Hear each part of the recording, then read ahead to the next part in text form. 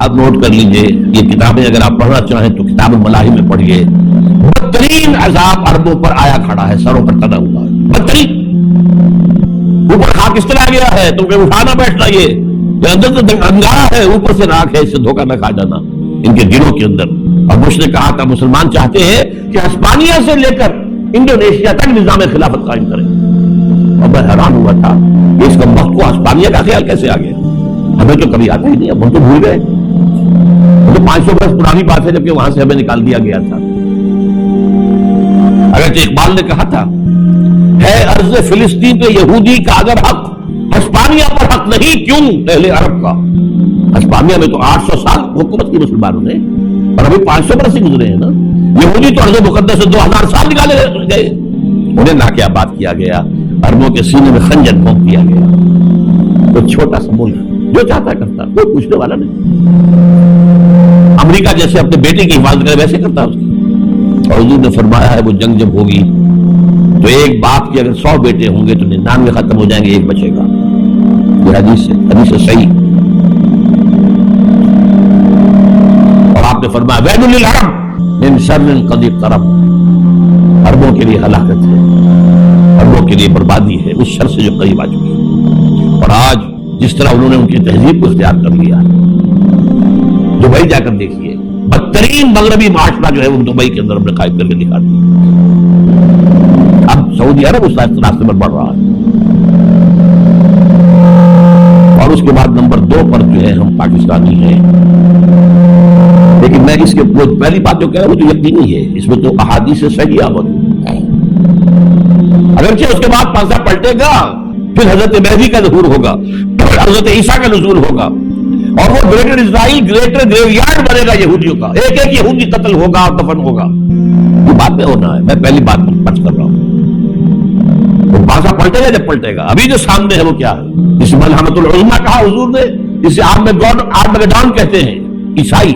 آرمگیڈون کی اگر کہیں جا کر آپ دیکھیں گے، آپ ڈکشنری میں مانی تو کیا لکھا ہے؟ A very big war which will be fought between the forces of evil and good before the end of this world. اس دنیا کے خاتمے سے پہلے خیر اور شر کی قوتوں کے درمیان بہت بڑی جنگ ہوگی. ارمجدون اسے کہتے ہیں عربی میں، اور آرمگیڈون اسے کہتے ہیں انگریزی کے اندر. اور یہ بائبل کی آخری کتاب کے اندر ہے. دوسری بات یہ ذہن میں رکھیے کہ جو سب کچھ ہوتا ہے قرآن کہتا ہے یہ انسانوں کے اپنے کرتوت. میں نے اسی لیے سورہ شورى کی آیت پڑھی ہے شروع میں، وما صابکم من مصیبت فبما کسبت ایدیکم ویعفو عن کثیر. جو مصیبت جو بتا تم پر پڑی ہے وہ تمہارے اپنے ہاتھوں کی کمائی کے نتیجے میں پڑی ہے، اور اللہ بہت سی چیزیں تو معاف کرتا رہتا ہے. اگر وہ تمہاری ہر غلطی پر پکڑ لے تو زمین پر ایک انسان بھی بستا ہوا نظر نہ آئے، چلتا نظر آئے، وہ تو بہت نظر انداز کرتا ہے، بہت مغفور یعفو عن کثیر. لیکن پھر بھی جو سزا وہ دیتا ہے وہ تمہارے اپنے کرتوتوں کے تو اسی کی پاداش. تیسری بات یہ نوٹ کیجئے، یہ ہے اہم نقطہ. یہ چیز تو ہم جانتے ہیں کہ اللہ تعالیٰ کسی نیکی کا اجر و ثواب 1000 گنا دے دے، قدر ہے جتنا چاہے دے دے، لیکن جرم کی سزا تو صرف اس جرم کے برابر دے گا، اسے زائد نہیں دے گا. یہ قاعدہ ہمیں معلوم ہے. اسی پر قیاس کیجئے، چند افراد کی نیکی کے صدقے میں پوری قوم کو اللہ نواز دے، فضل فرما دے. چند افراد کی برکات پوری قوم کے اوپر بانٹ دے، ٹھیک ہے، فضل ہے. چند افراد کے جرائم سے پوری قوم کو سزا دے، یہ تو پھر یہ جو اس طریقے سے کہ جرم کی سزا فرد کو بھی ملے گی جرم کے مطابق، زیادہ نہیں. ہاں نیکی کا اجر و ثواب 10 گنا دے، 700 گنا دے، 1000 گنا دے، کروڑ گنا دے، اس کی بتی ہے، جتنا چاہے دے، بغیر حساب دے. لیکن یہ کہ جرم کی سزا اتنی ہی. اسی طریقے سے چند افراد کی سعادت پوری قوم کو تقسیم کر دے، اگلے اس کا چند افراد کا جرم، چند افراد کی غلطی، اس کی سزا پوری قوم کو دے دے. یہ جب تک کہ قوم کا معتدل حصہ جرم میں شریک نہ ہو اجتماعی سزا نہیں مل سکتی. البتہ جب اجتماعی سزا آتی ہے تو پھر یہ کہ گناہ گار کے ساتھ بے گناہ بھی تھے. یہ قرآن میں ہے صراط کے ساتھ، واتقوا فتنة لا تصيبن الذين ظلموا منكم خاصة. یہ مسئلہ جو ہے یہ قرآن کے اندر صاف ہے. جب آتی ہے سزا پھر بے گناہ بھی اس کے اندر. اور اس میں صرف ایک استثناء ملتا ہے قرآن میں، اللہ بچا لیا کرتا ہے صرف ان لوگوں کو جو نہی عن المنکر پر آخری دم تک لگے، روکتے رہے. فانجینا الذین ینہون عن السوء، وہ جو اصحاب سب کا واقعہ آتا ہے سورہ اعراف میں، جو لوگ برائی سے روکتے رہے انہیں ہم نے نجات.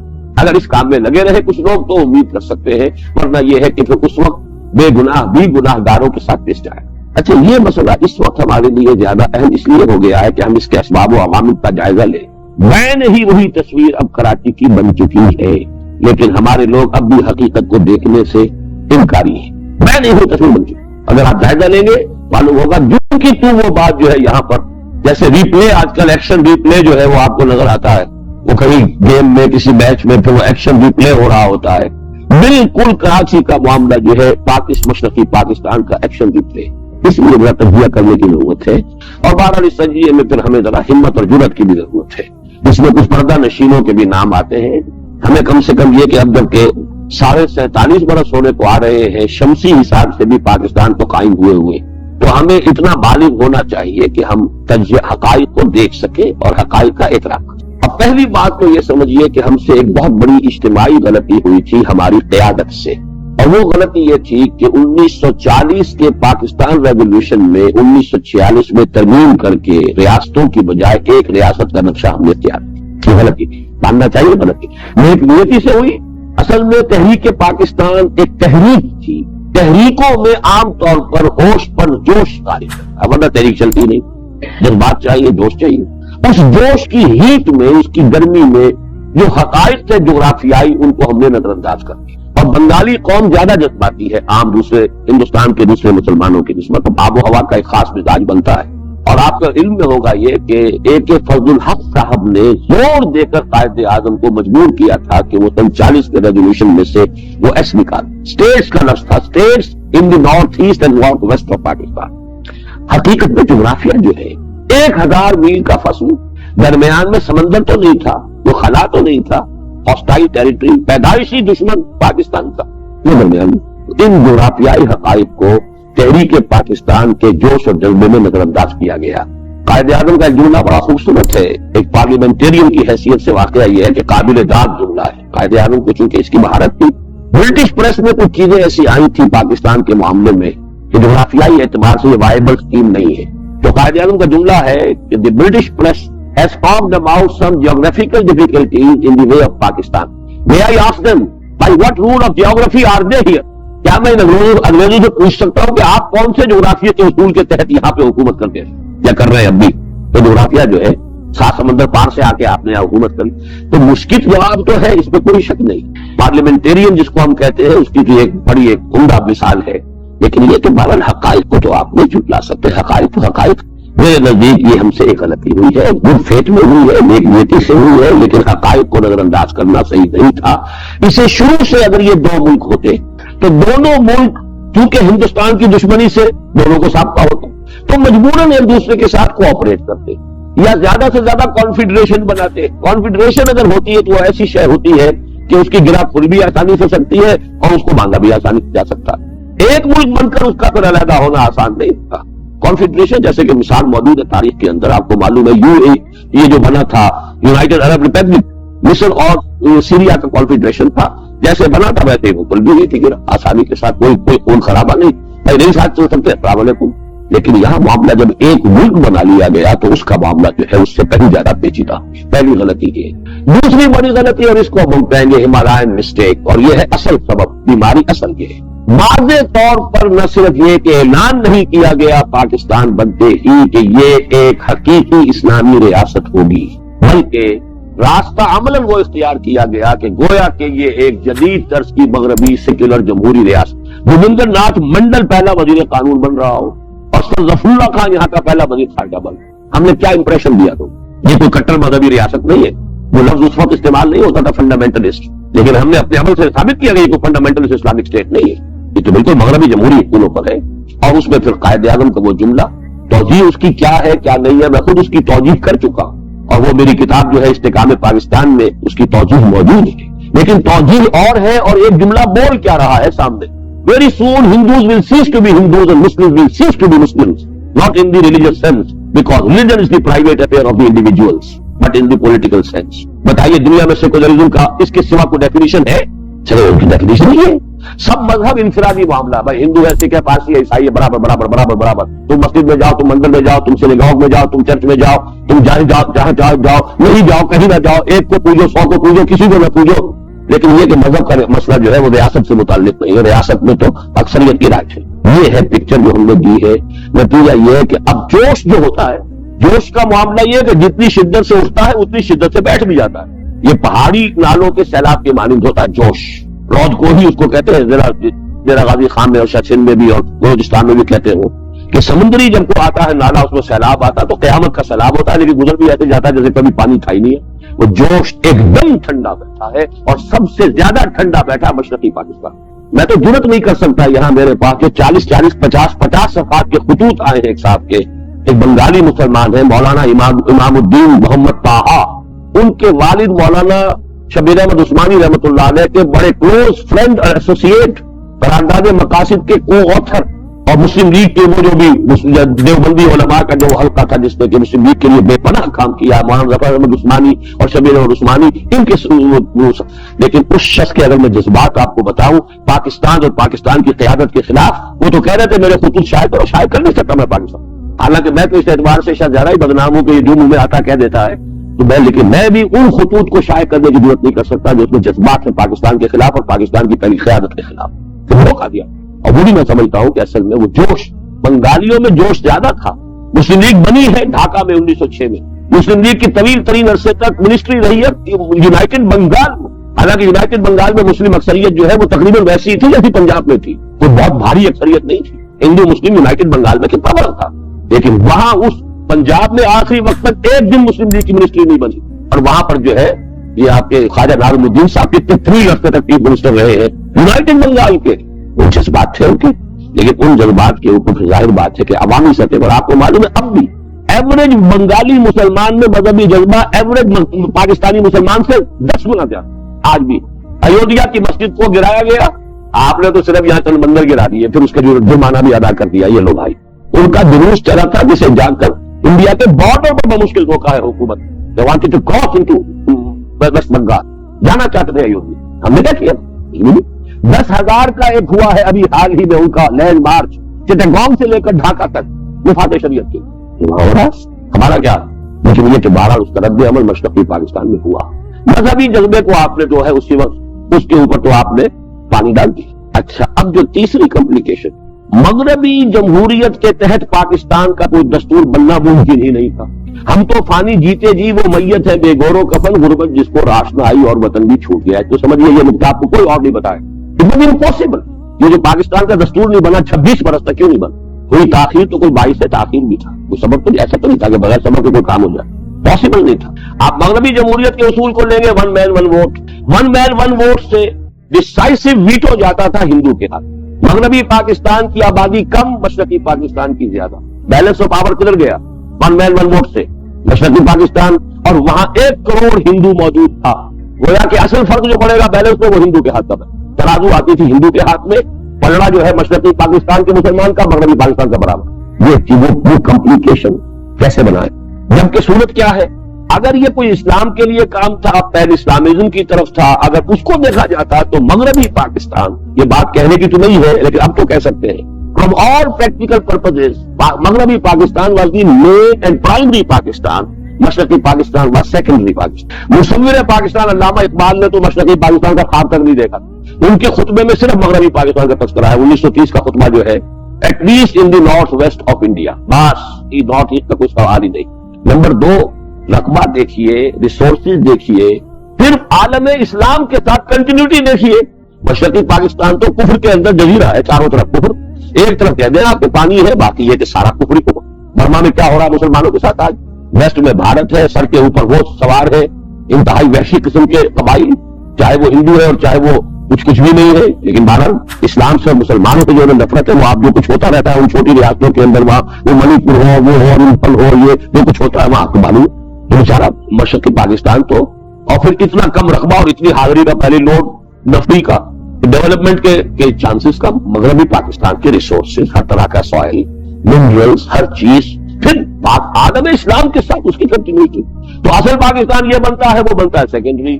لیکن مغربی جمہوریت کی روح سے اصل پاکستان وہ بنتا ہے، یہ بنتا ہے secondary, and the balance of power goes in the hand of the Hindu voter. بتائیے کیا دستور بنائیں گے آپ؟ یہی وجہ ہے کہ اول تو قرارداد مقاصد جو پہلے دن آ جانی چاہیے تھی وہ آئی ہے 1.5 سال بعد، 12 मार्च 1949 को।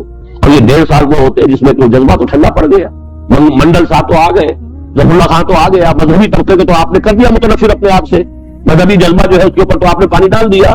फिर आई भी करारदाद मकासद तो मौलाना मौदूदी के जुमले ये है, वो तो जबरदस्ती को आई, अनकहनी कही गई है। अनकहनी का आपने पता नहीं लतीफा सुना है कि नहीं। कहते ये है कि यूपी के बाद इलाकों में जहां मुस्लिम डोमिनेशन रही बहुत शदीद और मुस्लिम कल्चर जो है उसका गलबा है, हिंदू बेचारे वहां रैयत के दर्जे में थे, जमीन के काश्तकार, बाकी जमींदार तो मुसलमान। वहां यह था किसी हिंदू को आलम नज़ा अगर बहुत सख्ती से गुजर रहा होता था, जान नहीं निकलती थी, तो उसे चुपके से कह देते, कह दे अनकहनी। वो अनकहनी क्या, ला इलाहा इल्लल्लाह मोहम्मद रसूलुल्लाह कह दे ताकि तेरी जान तो निकले। ये अनकहनी कही गई है, इसलिए कि थ्रेट किया है मौलाना शबीर अहमद उस्मानी रहमतुल्लाह अलैह ने कि अगर तुम ये नहीं पास करोगे मैं फौरन मुस्तफी होऊंगा, जाऊंगा, पब्लिक को कहूंगा कि धोखा दिया मुस्लिम लीग ने, करारदाद मुखालिफ। और मौलाना मौदूदी के अल्फाज, एक ऐसी बारिश है कि न उससे पहले कोई ठंडी हवा चली, न बादल आए, और न उसके बाद कोई रोईदगी पैदा हो। कोई वाकया होता है तो उसके आसार होते हैं। अल्लाह हवाएं भेजता है अपनी रहमत से आगे आगे, बारिश आने वाली है, ठंडी हवा के झोंके आए, कुछ। और फिर बारिश के बाद कुछ तो नजर आता है, कोई घास उगी हो, कहीं कुछ सब्जा है, कुछ। वो करारदाद मकासद थी इस मुल्क में। और ये कि उसके बाद बीबीसी रिपोर्ट लियाकत अली खान साहब ने पेश की, उसे रद्द कर दिया, इसलिए कि वो मगरबी जमहूरियत के उसूल से थी कि तमाम सूबों को अपनी आबादी के हिसाब से नुमाइंदगी मिलेगी, प्रोविंशियल असेंबलीज में भी और जाहिर बात है कि नेशनल में भी। लेकिन अपर हाउस सेनेट जो है उसमें हर सूबे को बराबर, तो गोया के मशरकी पाकिस्तान का रह गया ऐसा 1/4, बल्कि 1/5, और मगरबी पाकिस्तान रह गया 4/5। तो एक तरफ तो चूंकि उस बीपीसी रिपोर्ट में इस्लाम का सिरे से तज़किरा ही नहीं था, करारदाद मकासद के कोई असरात उसमें नहीं था कि ये जो कहा है कि हम हाकमियत अल्लाह की मानते हैं, इसको इंप्लीमेंट कैसे करेंगे, कोई ना कोई उसका रास्ता तो होना, कोई तस्करा नहीं।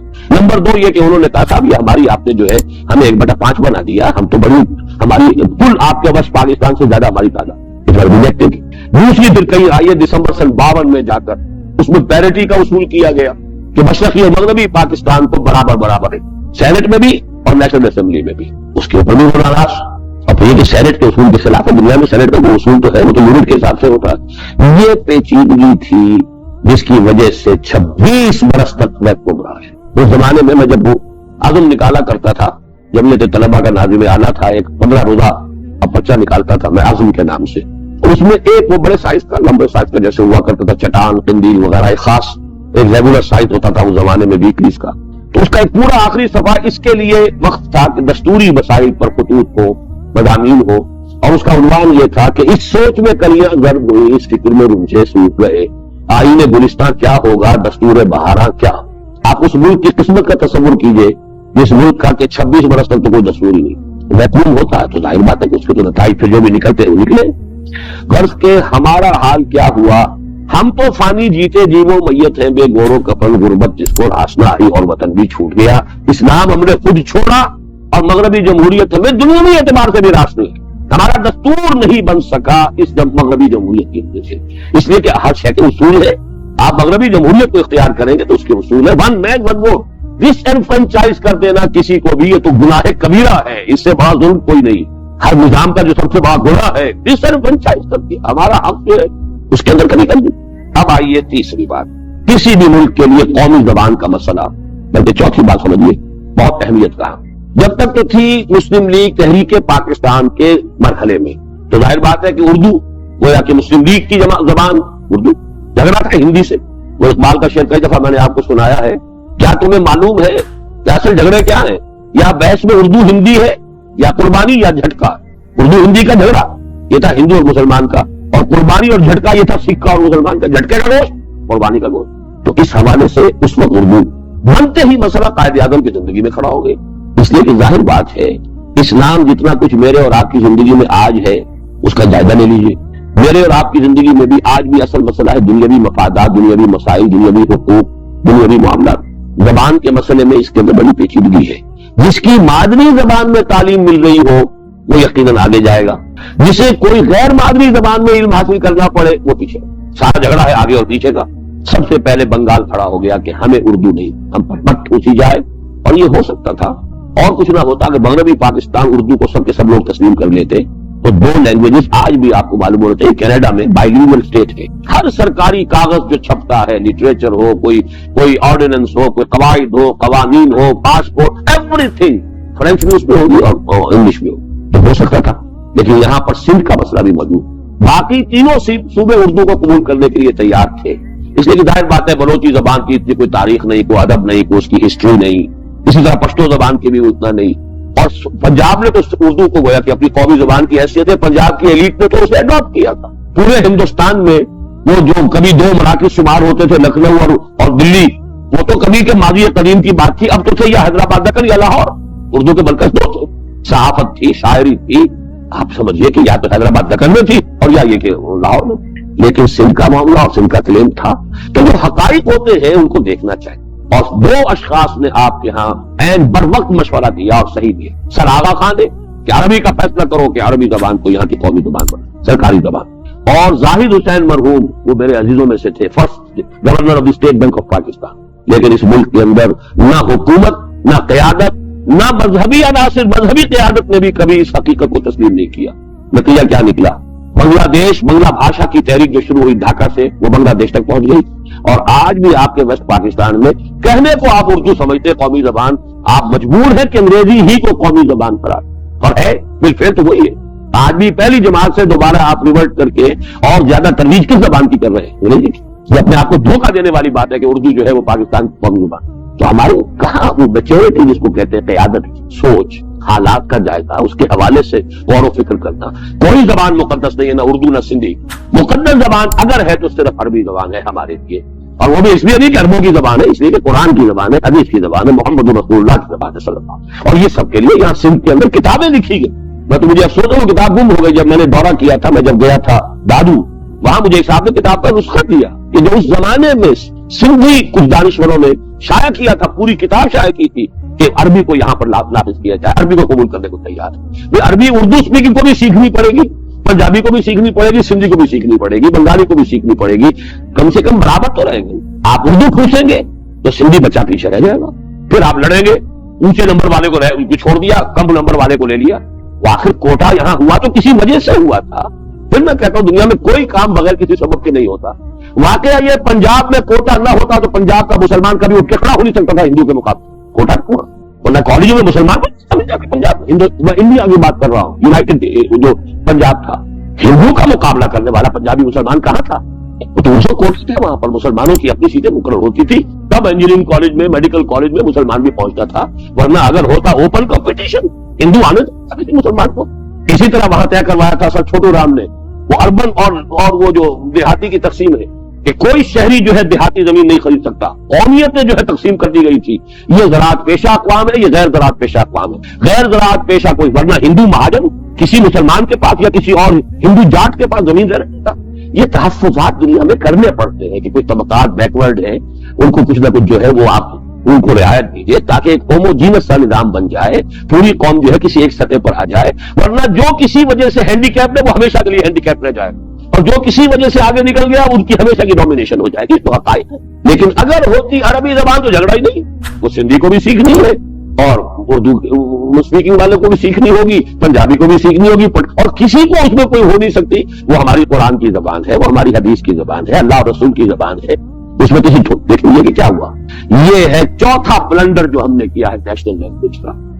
پانچواں، اس سب کے اوپر جلتی پر تیل، ماشاء اللہ۔ ماشاء اللہ کا مطلب کیا ہوا؟ فوج تھی مغربی پاکستان کی، بلکہ وہ تو پھر جو مشرقی پاکستانی کے نزدیک ہر مغربی پاکستانی شارا پنجابی تھا، وہ سب پنجابی تھا۔ وہ نفرت جب آتی ہے، ابھی حال ہی میں ہمارے جو میجر جنرل ریٹائرڈ محمد حسین انصاری صاحب نے جو واقعہ سنا، میں جلس گیا ہوں، یعنی یہ کہ چونکہ ان کی تھے وہ چشمدید واقعہ، امین جوٹ ملز میں، چراگانگ میں جس طریقے سے چھوٹے چھوٹے بچوں کی لاشیں جس طریقے سے وہاں پہ پڑی نظر آئی، اور بہت بڑا کمیونٹی ہال تھا، اس کے چاروں طرف جو ہے کوئی ایسا تھا کہ وہاں بارشیں چونکہ زیادہ ہوتی ہے تو بڑی گہری ایک نالی کھلی، ساری کی ساری خون سے بھری، دہشت بڑی، وہی لوگ تھے جو کہ ساتھ ساتھ رہ رہے تھے، دیوار بیچ کے ان کے آپس میں اٹھنا بیٹھنا ہنسنا، لیکن جب یہ بخار قومیت کا چڑھتا ہے تو انسان درندہ بھیڑیے سے بڑھ کر، لیکن اس کے اسباب تو آپ نے پیدا کیے نا، خود ملک بنایا اسلام کے نام پر، اسلام کو پیچھے ڈالا، مغربی جمہوریت کو آگے کیا، وہ سارا جوش جذبہ وہ ٹھنڈا، مغربی جمہوریت کے تحت آپ کا کوئی دستور بن نہیں سکتا، ویکوم رہا۔ اب وہ ویکوم کی وجہ سے جو فساد ہوا، ماشاء اللہ کا مطلب مغربی پاکستان حکومت کر رہا مشرقی پاکستان پر، مغربی پاکستان کیا، پنجاب بھی کہنا غلط ہے۔ میں تو ایک مرتبہ ملتان تھا، بلکہ جانا تھا مجھے بھاولپور، اسلامک یونیورسٹی میں میری کوئی تقریب تھی بھاولپور میں جو ہے جامعہ اسلامیہ، اور اس کے ساتھ ٹیلی ویژن کیونکہ کوئی کسی وزیر کا بھی تھا پروگرام، تو ٹیلی ویژن کا عملہ ملتان سے جا رہا تھا ساتھ، تو انہی کی گاڑی میں میں جا رہا تھا، وہاں گفتگو ہوئی۔ صاحب یہ کہنا بھی غلط ہے کہ فوج پنجاب کی، فوج صرف اپر پنجاب کی، یہ سرائکی کا علاقہ جو مطالبہ کر رہے ہیں کہ ہمارا ایک صوبہ علیحدہ ہونا چاہیے، اس نیئرلی ہاف آف پنجاب، کبھی نقشہ دیکھیے پنجاب کا، اور اس کی کوئی ریپرزنٹیشن فوج میں نہیں، فوج صرف گجرات سے اوپر چلے گی، گجرات، جیلم، چکوال، راولپنڈی، سرگودا، میاں والی، اور فرنٹیئر کے بھی صرف 2-3 ضلع ہیں درمیان کے، مردان اور پشاور اور کوہاٹ۔ آپ کو ڈی آئی خان کا آدمی نہیں ملے گا، آپ کو بنو کا آدمی نہیں ملے گا، آپ کو اوپر جو ہے سوات وغیرہ بھی کے آدمی نہیں ملے۔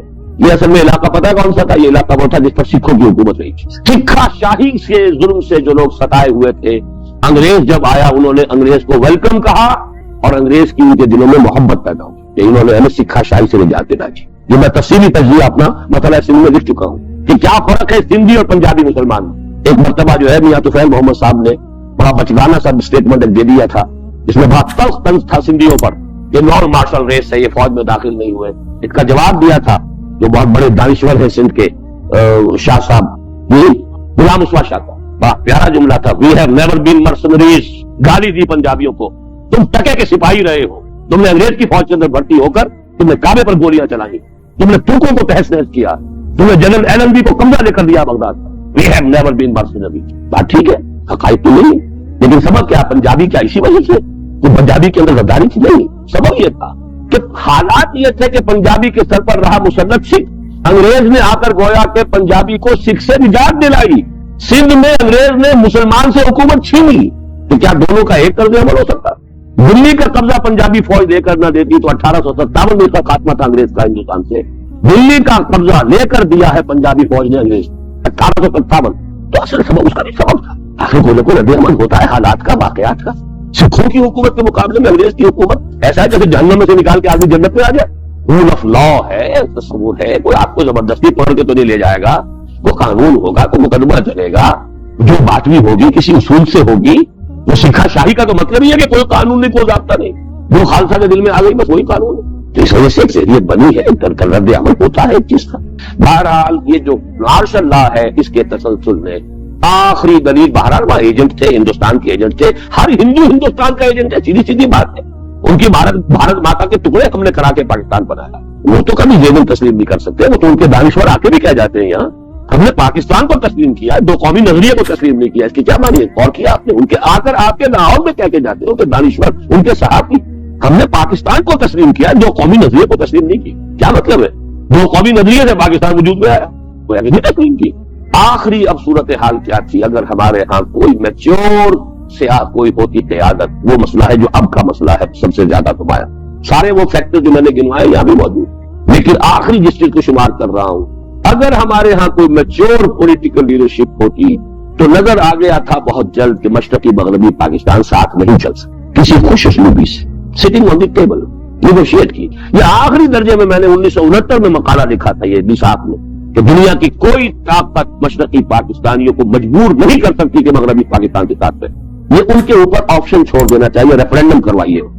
ریفرینڈم اگر ہو گیا ہوتا تو میں اول تو یہ سمجھتا ہوں کہ وہاں کی اکثریت جو ہے مغربی پاکستان ہی کے ساتھ رہنے کو ترجیح دیتے، پھر ان سے پوچھا جاتا آپ کی ٹرم کیا ہے، ظاہر بات ہے آپ اپنی ٹرم کے اوپر ہی ہمارے ساتھ رہیں گے نا، لیکن یہ کہ اگر نہ فرض کیجیے تو ٹھیک ہے بھائی آئیے الگ ہی کر لیجیے، بیٹھ کر بات کی، زبردستی جبر مجبور کر کے آپ یہ تو سکتے ہیں کہ پاکستان کے اس علاقے کے اندر کسی جگہ پر بمباری کر دے، کسی جگہ کچھ اور کر دے، مشرقی پاکستان کس طریقے سے جبر کے ساتھ، آخر بلوچستان پہ بمباریاں بھی ہوئی ہیں، 2 مرتبہ ہوئی ہیں، ابھی ہو سکتا تھا بالاکنڈ میں معاملہ ذرا آگے بڑھتا تو سیدھی بمباریاں ہوتی، کیوں نہ ہوتی، لیکن یہ کہ بہرحال مشرقی پاکستان کا معاملہ جو ہے اور آپشن دینے کا ایک نفسیاتی نتیجہ ہوتا ہے، جو کہ مجھے معلوم ہوا قرآن مجید کی ایک حکمت ہے کہ قتل جیسے مقدمے میں اللہ تعالیٰ نے شریعت اسلامی میں جو رکھا ہے کہ قاتل جو ہے اس کو ایٹ دی ڈسپوزل، جو مقتول کے ورثاء کے ڈسپوزل پر رکھ دیا، بھائی اب آپ کا اختیار ہے، آپ چاہے اس کی جان لے لیں، چاہے اسے معاف کر دیں، چاہے فدیہ لے لیں، it's your option, nobody is going to compel you۔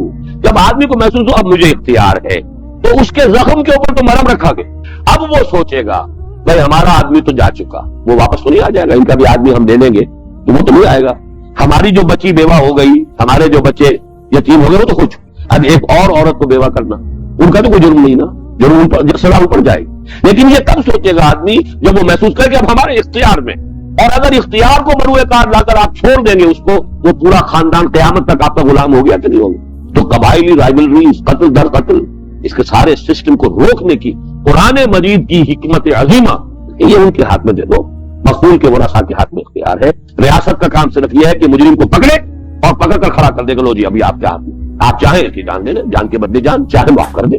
عام طور پر ہیجانی انداز میں قتل ہو جاتے، تو ہو گیا، جو نقصان ہونا تھا۔ حادثے میں بھی تو ہمارا آدمی مر سکتا تھا، لیکن یہ ساری باتیں اس وقت ہوتی جب آپ کے ہاتھ میں اختیار، اگر اختیار دیتے، ریفرینڈم کرتے تو معاملہ بہتر ہوتا، لیکن نہ بھی ہوتا تو بہرحال رہتی ہو جائے، ٹھیک ہے۔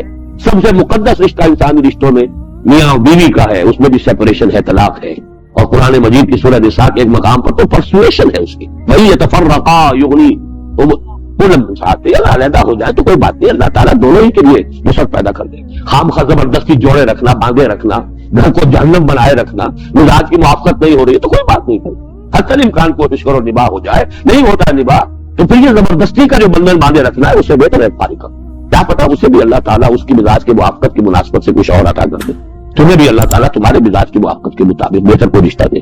اس حوالے سے اب میں صرف چند کاش جو ہے، اگر چاہیے کہ وہ کاش اگرچہ کہنے نہیں چاہیے، لیکن یہ کہ وہ کاش کے درجے میں کہتا ہوں، کاش کہ اس وقت ایوب خان دیگال والا طرز عمل اختیار تھا۔ یاد ہوگا آپ کو کہ یہ تین اشخاص اس وقت دنیا میں بڑے نمایاں ہو گئے تھے، فوجی لیڈرز تھے، تینوں کے تینوں بڑے قداور، ایوب خان بھی اور جنرل ناصر، کرنل ناصر بھی، اور پھر ادھر وہ دیگال۔ لیکن دیگال کی دیکھیے حکمت عملی، اسے اپنے بہترین دوستوں کو جیل میں ڈالنا پڑا ہے، لیکن اس نے الجزائر کو آپشن دے دیا کہ بھائی آپ رہنا چاہتے رہے، نہیں رہنا چاہتے زبردستی ورنہ لڑتے رہیے۔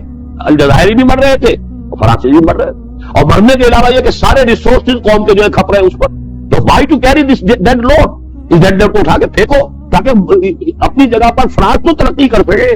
یاد ہوا ریفرینڈم، چھوٹی سی جی، کاش، اب کاش ہی کہہ سکتا ہوں، کاش اس ملک میں مغربی جمہوریت کے پرستار، اب یہ میں کہہ رہا ہوں، اس میں بڑے بڑے علماء کے نام بھی آتے ہیں اور بڑی بڑی مذہبی شخصیتوں کے نام بھی آتے ہیں، سب کے سب اس مغربی جمہوریت کے دل دادا، کیا امامان سیاست، کیا کلیسا کے شیوخ، سب کو دیوانہ بنا سکتی ہے میری ایک ہوں، وہ ہوں جو ہے ابلیس کی مغربی جمہوریت۔